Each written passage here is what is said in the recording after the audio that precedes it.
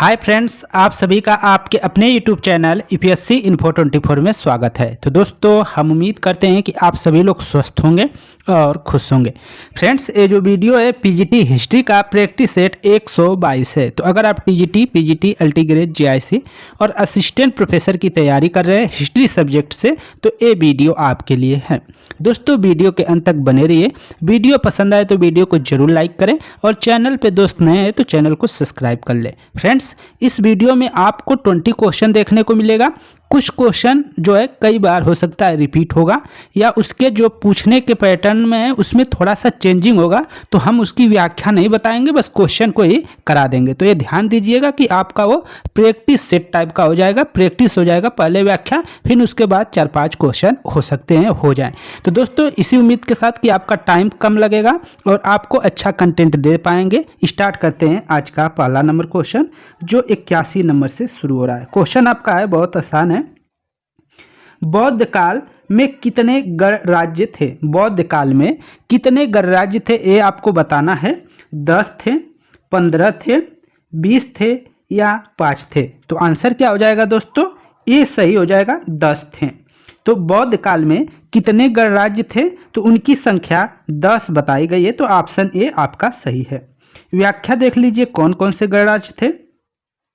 बौद्ध काल अर्थात भगवान बुद्ध के समय बौद्ध काल में गंगा घाटी में 10 गणराज्यों के अस्तित्व के प्रमाण मिलते हैं।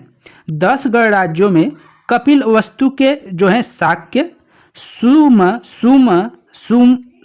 सुमार गिरी के भग्य हैं और अल्पकप के बुली हैं, केशपुत के कालम हैं, रामगामा के कोली हैं और कुशीनारा के मल्ल हैं, पावा के मल्ल हैं, पिपलीवन के मोरी हैं, वैशाली के लिच्छवी और मिथिला के विदे शामिल हैं। तो जो 10 गणराज्य हैं उसमें शाक्य हो गए, जैसे भाग्य हो गए, बुली हो गए, कालाम हो गए और कोली हो गए, मल्ल हो गए। मल्ल 2 हैं, एक पावा के हैं, एक कुशीनारा के हैं, फिर मोरी हो गए और लिच्छवी हो गए और विदे जो थे मिथिला के, ये सब 10 गणराज्य हैं, इनको याद रखिएगा। वैशाली बुद्ध काल का सबसे बड़ा और सबसे शक्तिशाली गणराज्य था। यहाँ से क्वेश्चन पूछा जा सकता है कि 10 गणराज्यों में सबसे शक्तिशाली गणराज्य कौन था? तो वो वैशाली था। तो यह क्वेश्चन इस तरह भी पूछा जा सकता है कि बुद्ध काल में सबसे बड़ा और सबसे शक्तिशाली गणराज्य कौन था? तो वो वैशाली था। वैशाली के लिच्छवियों ने विश्व का पहला गणतंत्र स्थापित किया था। यहाँ से क्वेश्चन बार बार पूछा जाता है कि कहाँ पहला विश्व का पहला गणतंत्र था? तो वो वैशाली हैं। वैशाली के जो लिच्छवियों ने क्या है, विश्व का पहला गणतंत्र स्थापित किया था। ये क्वेश्चन आप पढ़ते होंगे तो आपको मालूम है कि दोनों क्वेश्चन बहुत ही इंपॉर्टेंट थे। आगे चलते हैं। 82 नंबर क्वेश्चन है, अच्छा क्वेश्चन है, टीजीटी का क्वेश्चन है। गौतम बुद्ध कहाँ पैदा हुए थे? आसान क्वेश्चन है। कपिलवस्तु में, लुम्बिनी में, सारनाथ में, इलाहाबाद में? तो आंसर क्या हो जाएगा 82 का? बी सही हो जाएगा, लुम्बिनी। आसान क्वेश्चन है लेकिन कन्फ्यूजन हो जाता है, यहीं पे पावापुरी दे दे, कपिलवस्तु दे दे तो आप उसमें थोड़ा सा कुंडग्राम दे दे तो इसमें आपको कन्फ्यूजन हो जाएगा। तो ये आपको याद होना चाहिए कि इनकी जो जन्म हुई है वो कहाँ हुई है, तो लुम्बिनी में हुई है, ये याद रखिएगा। गौतम बुद्ध कहाँ पैदा हुए थे? तो लुम्बिनी, ऑप्शन बी आपका आंसर हो जाएगा। व्याख्या देख लीजिए। व्याख्या देखते हैं फ्रेंड्स। गौतम बुद्ध का जन्म कपिलवस्तु के निकट लुम्बिनी में 563 ईसा पूर्व में हुआ था। तो गौतम बुद्ध का जो जन्म हुआ है वो कपिलवस्तु के कहाँ? लुम्बिनी। लुम्बिनी दे दिया है, अगर लुम्बिनी न रहे ऑप्शन में तो आप कपिलवस्तु भी आंसर कर सकते हैं अगर लुम्बिनी नहीं है तो गौतम बुद्ध का जन्म कपिलवस्तु के निकट लुम्बिनी में 563 ईसा पूर्व में हुआ था। और लुम्बिनी कहाँ पर है? तो नेपाल की तराइन में स्थित है, इसको याद रखिएगा। उनके पिता अर्थात गौतम जो बुद्ध हैं उनके पिता शुद्धोधन कपिलवस्तु के शाक्य गणराज्य के प्रधान थे। ये क्वेश्चन बार बार पूछा जाता है, तो वो शाक्य गणराज्य के क्या थे? प्रधान थे, ये याद रखिएगा। जो गौतम बुद्ध के पिताजी थे उनका नाम शुद्धोधन था और वे कपिलवस्तु के शाक्य गणराज्य के क्या थे? प्रधान थे, ये याद रखना है। तथा माता जो है महामाया अथवा माया देवी कोलिक जो है कोलीय गणराज्य की कन्या थी। वो कहाँ की थी? कोली गणराज्य की कन्या थी या कोली वंश से संबंधित रखती थी। गौतम बुद्ध बचपन में सिद्धार्थ के नाम से जाने जाते हैं। गौतम बुद्ध का जो बचपन का नाम है उनका नाम सिद्धार्थ था। 29 वर्ष की अवस्था में उन्होंने गृह त्याग दिया था। कितने वर्ष की अवस्था में? 29 वर्ष की अवस्था में। इसको याद रखिएगा, क्वेश्चन टफ होगा तो यही सबसे क्वेश्चन पूछा जाएगा। तो 29 वर्ष की अवस्था में उन्होंने गृह त्याग दिया था, जिसे बौद्ध ग्रंथों में महाभिनिष्क्रमण की संज्ञा दी गई है। गृह त्याग दिया था तो उसको बौद्ध ग्रंथों में क्या बोला गया है? महाभिनिष्क्रमण की संज्ञा दी गई है। 483 ईसा पूर्व में कुशीनारा मल्ल गणराज्य की प्रथम राजधानी में 80 वर्ष की आयु में गौतम बुद्ध की मृत्यु हो गई, जिसे महापरिनिर्वाण कहा गया है। तो गृह त्यागने को महाभिनिष्क्रमण कहा गया है, और वहीं पे जब उनका मतलब मृत्यु हो जाती है तो उसको बोला गया है महापरिनिर्वाण। इसको याद रखिएगा। तो क्वेश्चन बोला जाएगा कि किस अवस्था में महात्मा बुद्ध ने महानिष्क्रमण किया था या किए थे? तो आंसर 29 वर्ष की अवस्था में उन्होंने गृह त्याग किया था, जिसे बौद्ध ग्रंथों में महाभिनिष्क्रमण की संज्ञा दी गई है। और उनकी मृत्यु कब हुई थी? तो 483 ईसा पूर्व में कुशीनारा, जो मल्ल गणराज्य की प्रथम राजधानी थी। कुशीनारा क्या थी? मल्ल गणराज्य की प्रथम राजधानी थी। वहीं पे इनको क्या है, 80 वर्ष की अवस्था में मृत्यु हो गई थी। आगे देखते हैं। तो महत्वपूर्ण तथ्यों को देखते हैं दोस्तों। तो महत्वपूर्ण तथ्य, गौतम बुद्ध की पत्नी का नाम यशोधरा था, जो शाक्य कुल की कन्या थी। गौतम बुद्ध का पालन पोषण इनकी मौसी महाप्रजापति गौतमी द्वारा किया गया था, जो बाद में पहली महिला क्या है? भिक्षुणी बनती हैं। कौन? तो गौतमी ही बनती हैं। ये याद रखिएगा, यहाँ से क्वेश्चन बार बार पूछा गया है। आगे देखते हैं। 83 नंबर क्वेश्चन है। देखिए, व्याख्या में से ही क्वेश्चन आपका एनबीएस मतलब नवोदय में से आपको क्वेश्चन पीजीटी में यहीं से देखिए क्वेश्चन पूछा है। गौतम बुद्ध ने महापरिनिर्वाण कहाँ प्राप्त किया था? अभी हमने बताया था। तो गौतम बुद्ध ने महापरिनिर्वाण कहाँ प्राप्त किया था? बोध गया में, कुशीनगर में, कपिलवस्तु में, राजगृह में। तो आंसर क्या हो जाएगा? बी सही हो जाएगा, कुशीनगर। जो कुशीनगर है वहीं पे इनको क्या हुआ था? महापरिनिर्वाण हुआ था। तो ये याद रखिएगा, जिसी को कुशीनारा भी कहते हैं, कुशीनगर या कुशीनारा। तो ऑप्शन बी आपका सही है। अगला क्वेश्चन 84 नंबर क्वेश्चन है आपका, लुम्बिनी किसका जन्म स्थान है? तो आंसर क्या होगा? सिद्धार्थ का। ऑप्शन आपका सी सही हो जाएगा, सिद्धार्थ या गौतम बुद्ध का क्या है? लुम्बिनी क्या है? जन्म स्थान है। देखिए क्वेश्चन कैसे पूछ रहा है, आप थोड़ा सा इसमें कंफ्यूजन हो जाएंगे। तो लुम्बिनी किसका जन्म स्थान है? तो ऑप्शन सी सही हो जाएगा, सिद्धार्थ का जन्म स्थान है। आगे देखिए, बुद्ध का महापरिनिर्वाण किस राज्य में हुआ था? ये बहुत ही अच्छा क्वेश्चन है। बुद्ध का महापरिनिर्वाण किस राज्य में हुआ था? वज्जी में, मगध में, कुशीनगर के मल्ल में, कोसल में। तो आंसर आपका सी सही हो जाएगा, कुशीनगर के मल्ल में। ऑप्शन सी आप सही कर लेंगे। 85 का सी आंसर सही हो जाएगा। आगे चलते हैं दोस्तों। 86 नंबर क्वेश्चन, गौतम बुद्ध का जन्म स्थान लुम्बिनी स्थित है। गौतम बुद्ध का जन्म स्थान लुम्बिनी स्थित है, तो नेपाल में स्थित है। ऑप्शन आपका बी सही हो जाएगा, नेपाल आंसर कर लेंगे। आगे चलते हैं। 87 नंबर देखिए क्वेश्चन है। आपने व्याख्या अगर अच्छे से सुना है तो क्वेश्चन सबका आंसर दे देंगे आप। गौतम बुद्ध के पिता शुद्धोधन कहाँ के राजा थे? जो शुद्धोधन थे वो कहाँ के राजा थे, ये बताना है आपको। तो ऑप्शन ए कोली गणराज्य के, कपिल वस्तु के, शाक्य गणराज्य के, लिच्छवी गणराज्य के, या पावा के मल्ल गणराज्य के। तो आंसर 87 का जो हो जाएगा दोस्तों बी सही हो जाएगा, कपिल वस्तु के शाक्य गणराज्य के राजा थे। तो ऑप्शन बी आपका सही है। आगे चलते हैं। 88 नंबर क्वेश्चन है और अच्छा क्वेश्चन है, पीजीटी 2011 में पूछा गया क्वेश्चन है। शाक्य गणतंत्र में सभा स्थल में भेंट करने वाले स्थान को कहते थे। शाक्य गणराज्य में जो सभा स्थल में भेंट करने वाले स्थान को क्या कहा जाता था? चौपाल, सभागार, ए और बी दोनों या उपयुक्त में से कोई नहीं। तो 88 का बी के साथ आंसर जाता है सभागार। ठीक है, यहाँ सभागार या संथागार कह सकते हैं, सभागार तो नहीं, संथागार दिया है, इसी को याद रखिएगा, संथागार कहते हैं, इसको याद रखिएगा, संथागार। व्याख्या देख लीजिए। शाक्य के निर्वाचित गण सभा करने के लिए संथागार में इकट्ठे होते थे।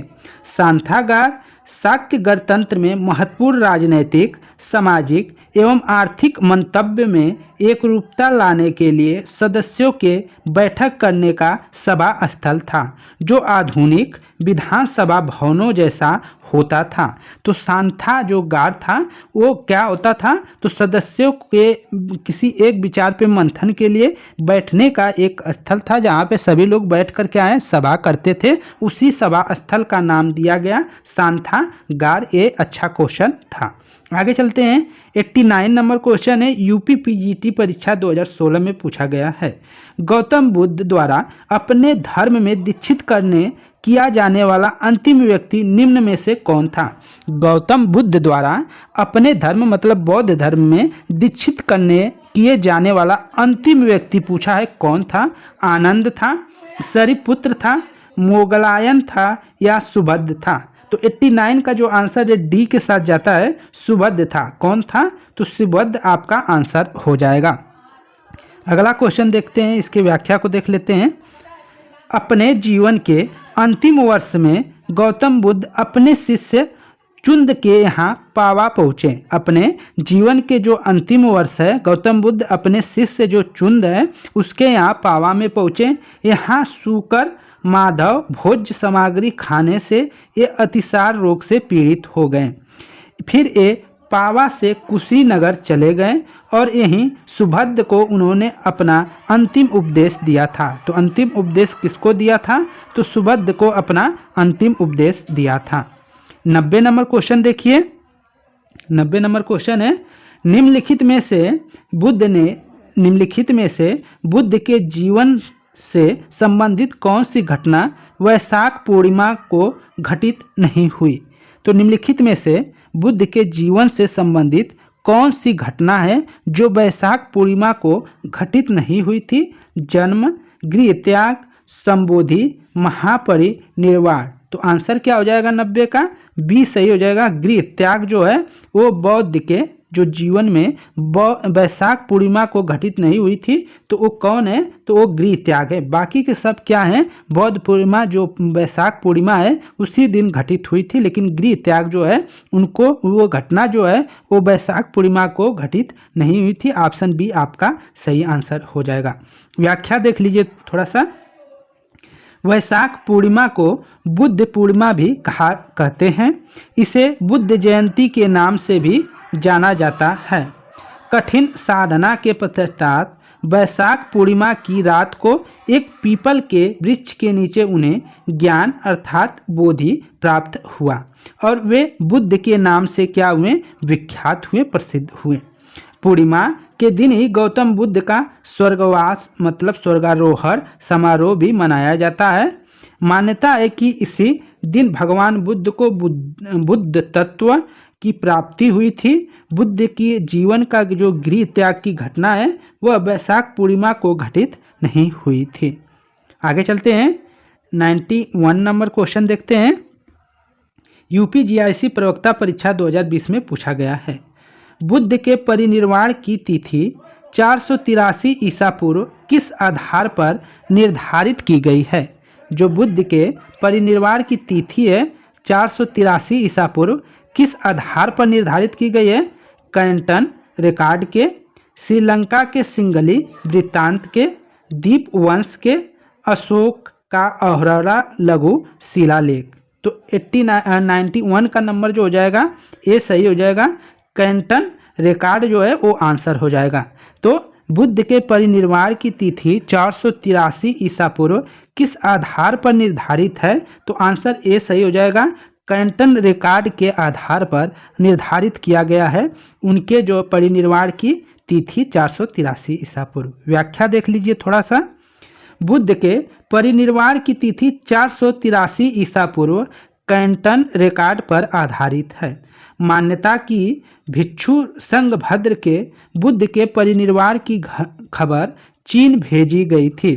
तब से प्रत्येक वर्ष एक बिंदु को चिन्हित कर बुद्ध की मृत्यु की गणना करने का व्यवस्था कैंट में की गई थी। कैंट में की गई थी अर्थात चीन में की गई थी।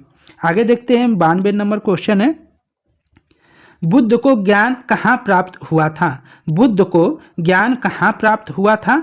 बनारस हुआ था, कुशीनगर हुआ था, सारनाथ हुआ था या गया हुआ था? तो आंसर क्या हो जाएगा? गया आपका आंसर हो जाएगा। तो बुद्ध को ज्ञान कहाँ प्राप्त हुआ था? तो ऑप्शन डी सही हो जाएगा, गया में हुआ था। व्याख्या देखिए थोड़ा सा। सिद्धार्थ ने गया में पीपल वृक्ष के नीचे समाधि लगाई थी। जो सिद्धार्थ हैं गया में पीपल वृक्ष के नीचे समाधि लगाई थी। कठोर तपस्या के बाद 35 वर्ष की आयु में वैशाख पूर्णिमा की रात उन्होंने ज्ञान प्राप्ति हुआ। उन्हें ज्ञान की प्राप्ति हुई कब? तो 35 वर्ष की अवस्था में हुई। और किस अवस्था में उन्होंने गृह त्याग किया था? तो 29 वर्ष की अवस्था में गृह त्याग किया था। तो ये याद रखना है। आगे देखते हैं, ज्ञान प्राप्ति के बाद वे बुद्ध कहलाएं।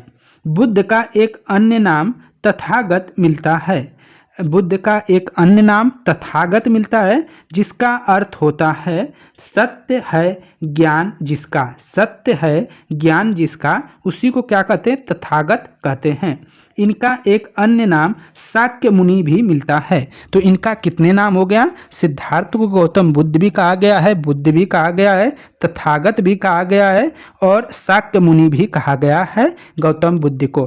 तथागत का अर्थ होता है सत्य है ज्ञान जिसका। सत्य है ज्ञान जिसका किसका नाम है? तो गौतम बुद्ध का नाम है, सिद्धार्थ का नाम है। तो ये याद रखिए। अन्य महत्वपूर्ण तथ्यों को देख लेते हैं। तो सामान्य मनुष्यों के लिए बुद्ध ने जिस धर्म का उपदेश दिया उसे उपासक धर्म कहा गया है।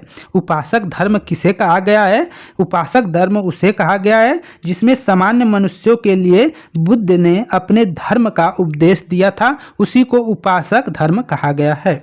बुद्ध द्वारा स्थापित संघ की सभा में प्रस्ताव पाठ को अनुशासन कहते थे। बुद्ध द्वारा स्थापित जो संघ की सभा में प्रस्ताव पाठ को अनुशासन कहते थे। क्या कहते थे? अनुशासन कहते थे। क्वेश्चन बन जाएगा कि अनुशासन किसे कहते थे? तो बुद्ध द्वारा स्थापित संघ की सभा में जो प्रस्ताव पाठ को ही अनुशासन कहते थे। निर्माण, अगला है पॉइंट, निर्माण जो है निर्वाण जो है बौद्ध धर्म पर परम लक्ष्य है। निर्वाण प्राप्त करना ही बौद्ध धर्म का क्या है? परम लक्ष्य है, जिसका अर्थ है दीपक का बुझ जाना। निर्वाण का अर्थ क्या होता है? दीपक का बुझ जाना, अर्थात जीवन मरण चक्र से मुक्त हो जाना ही क्या है? निर्वाण कहलाता है। आगे देखते हैं 93 नंबर क्वेश्चन है, अच्छा क्वेश्चन है। धर्म चक्र प्रवर्तन किस धर्म से संबंधित है? तो आंसर हो जाएगा बौद्ध धर्म से संबंधित है। ऑप्शन ए सही हो जाएगा। धर्म चक्र प्रवर्तन किस धर्म से संबंधित है? तो बौद्ध धर्म से संबंधित है। व्याख्या देख लीजिए फ्रेंड्स। धर्म चक्र प्रवर्तन बौद्ध धर्म से संबंधित है। ज्ञान प्राप्ति के पश्चात गौतम बुद्ध ने अपने मत का प्रचार प्रारंभ किया। उरुवेला में जो है उरुवेला से सबसे पहले वो कहाँ गए थे?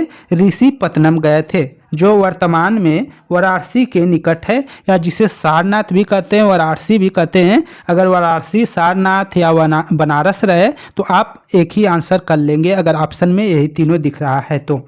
यहाँ उन्होंने 5 ब्राह्मणों जिसका सन्यासियों को पहला उपदेश दिया था। तो ऋषिपत्तनम जिसका वर्तमान नाम सारनाथ है, उसी वहीं पे उन्होंने पहला उपदेश दिया था। ऋषिपत्तनम पुराना नाम है और इस समय सारनाथ बोला जाता है। जो वाराणसी जिला है उसी में एक स्थान है सारनाथ, वहीं पे स्थित है। वाराणसी कर ले या बनारस कर ले, दोनों एक ही बात है, तो इसको याद रखिएगा। इस प्रथम उपदेश को धर्मचक्र प्रवर्तन कहा गया है। जो उपदेश दिया है उन्होंने 5 ब्राह्मणों को, पहले 5 जो शिष्य थे जिनको उन्होंने पहला उपदेश दिया था उस सारनाथ में दिया था, और इसी उपदेश को क्या बोला गया है? धर्मचक्र प्रवर्तन कहा गया है। आगे देखते हैं 94 नंबर क्वेश्चन है, 2016 पीजीटी में पूछा गया क्वेश्चन है। बौद्ध मान्यताओं के अनुसार निम्नलिखित में से किस देवता ने 3 बार बुद्ध से प्रार्थना की कि वे अपने ज्ञान के प्रकाश को आगे आकर चारों ओर फैलाएं? अच्छा क्वेश्चन है। बौद्ध मान्यताओं के अनुसार निम्नलिखित में से किस देवता ने 3 बार बुद्ध से प्रार्थना की कि वे अपने ज्ञान प्रकाश को आगे आकर चारों ओर फैलाएं? ब्रह्मा ने, विष्णु ने, शिव ने या कृष्ण ने? तो किसने की थी? तो दोस्तों इसका जो आंसर है ए सही हो जाएगा, ब्रह्मा ने की थी। ब्रह्मा ने उनसे क्या है 3 बार प्रार्थना की बुद्ध भगवान से। बौद्ध मान्यताओं के अनुसार कि ब्रह्मा जी ने 3 बार क्या है प्रार्थना की कि बौद्ध जो है बुद्ध से कि वह अपने ज्ञान के प्रकाश को चारों दिशाओं में फैलाएं। तो वो किसने किया था? ब्रह्मा भगवान ने प्रार्थना की थी। व्याख्या देख लीजिए।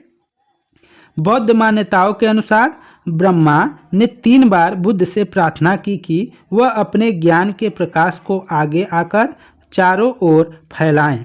आगे देखते हैं 95 नंबर क्वेश्चन है। अच्छा क्वेश्चन है लेकिन इसका आंसर आप दे देंगे। भगवान बुद्ध ने अपना प्रथम उपदेश या धर्मोपदेश कहाँ दिया था? तो आंसर क्या हो जाएगा?